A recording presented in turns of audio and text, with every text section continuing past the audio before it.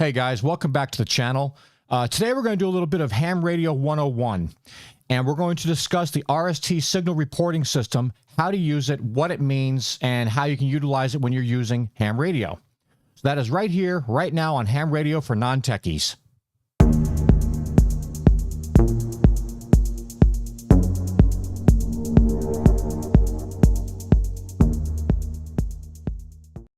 All right, guys, so as I said, we're going to be discussing how to use the RST system. Now, if you're brand new to ham radio, this is going to be information you're going to want to know. If you're been in ham radio for a while, you're probably like, oh, God, here he goes again. But, you know, I haven't talked about this subject yet, or this topic, and I feel it's necessary because if you're getting into this, you're going to have these questions. I sometimes forget little things that bugged me in the beginning that I didn't know about or didn't have information for, or didn't know what question to ask to get the information or get the answers I needed. So I'm going to cover that today, and I was going to do a presentation like I do on my little slides, but instead I actually added a page onto the website. So if you guys have not been to the website yet, that is hamradiofornontechies.com, and it is built for you guys to use. It's a fully great resource for you to go and check out all the cool things I got for you. So let's pop over to my desktop real quick. So we're here on Ham Radio for Non-Techies website, and up here at the top, it used to be called Ham Radio Tips. I've now changed it to Ham Radio 101 because I think a lot of the stuff that's in here is stuff that beginners or people getting into the hobby could really use to let them, you know, kind of cut through all the BS and all the extra information that's out there on specific topics. As you know, I'm very direct and to the point. I don't want to waste your time. I don't want you to waste my time. So I try to be very direct and very concise with my answers, and here we go. So if we go and look down here to the RST system or signal reporting, we'll give you a little bit of background history here. So this was created in 1934 by Arthur Breton. I can't pronounce his name. Anyway, W2BSR. And this system is used today when you're on doing HF contacts. People will ask for a signal report, and you probably heard them talk about it. People doing POTA, a lot of people doing POTA, it's all about signal reports and this and that. If you're doing Morse code, you send a little bit different way. So I'm going to kind of differentiate that. And, you know, there's nothing is set in absolute stone. You can do what's comfortable to you, but there is kind of a standard out there for how you want to operate and give signal reports to people that you're communicating with on the air.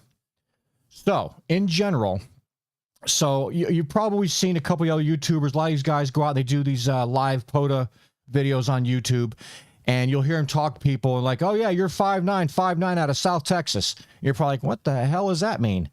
Well, there's a actual chart that was developed by this guy, Arthur, back in 1934. So let's scroll down a little bit, and I have put this chart up in here for you guys. So you start from left to right. So generally, and this is, again, you can mix it up how you want. I don't want to cause any flack. I just may come back, oh, you're using it wrong. You know what? I'm using it the way that I've seen, the way I've seen other people do it, and this is how I interpret it. If you want to use it a different way, that's completely up to you. So generally, when I see people, like say you see guys that are online and they're doing like POTA activations, they're using their mic and talking in and getting contacts. They'll generally come back with, oh, you're 5'9" out of so-and-so, or you're 4'7", or you're 3'1", or whatever. Those are based on these first two columns here, column 1 and column 2. So column 1 is readability, 1 being unreadable, and 5 being perfectly readable, meaning you can fully understand everything they're saying. The next column is your signal strength. And again, that goes from 1 to 9. So 1 being faint signal, very perceptible, all up to 9, which is extremely strong signal, pretty much, you know, no background, no noise, no nothing. So you have to kind of gauge on how you hear that person coming through, and they will do the same and give you back a signal report based on how they hear you. So most of the time, or a lot of times, if you're getting a decent signal from somebody, you'll probably give them like a 5'9", maybe a 5'8", and you'll just have to gauge it.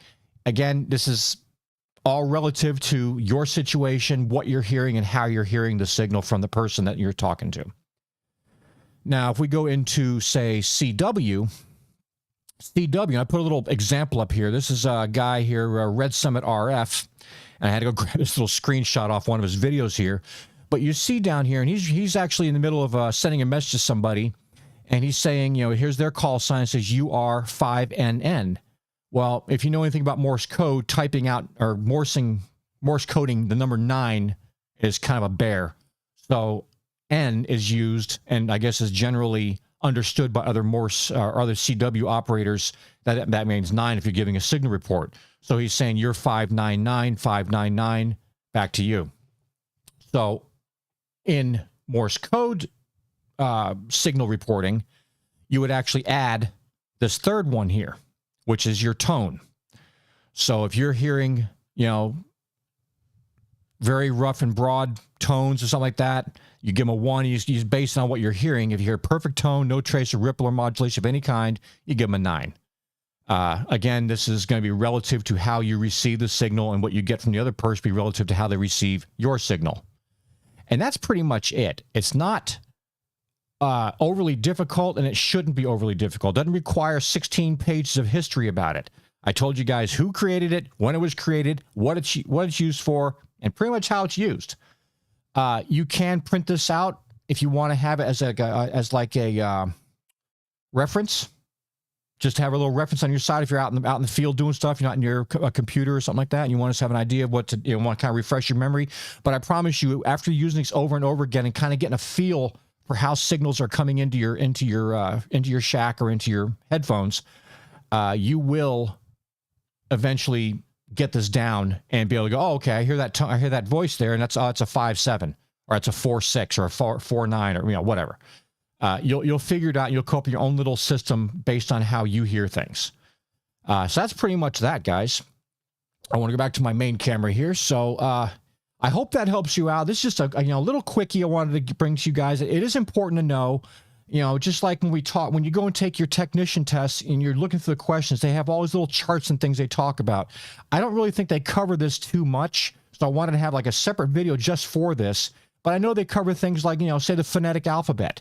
You know, it's something you need to know about. It's something you need to memorize, something because you're going to use this every day when you're on the radio. If you're calling out your call sign or repeating back a call sign or trying to get somebody to give you a call sign because maybe they said, oh, this is KI5MPL. You're like, can you read that back to me phonetically? Oh, yeah, Kilo India 5, November, Papa Lima. Then all of a sudden you know what that means.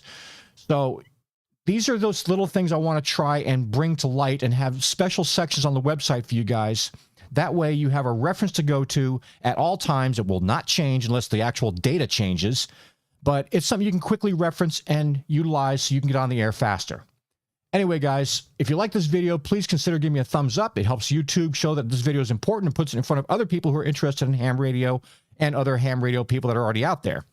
Also, if you like this video, please consider subscribing and clicking on the little bell. That helps me out, helps support the channel, and so on and so forth.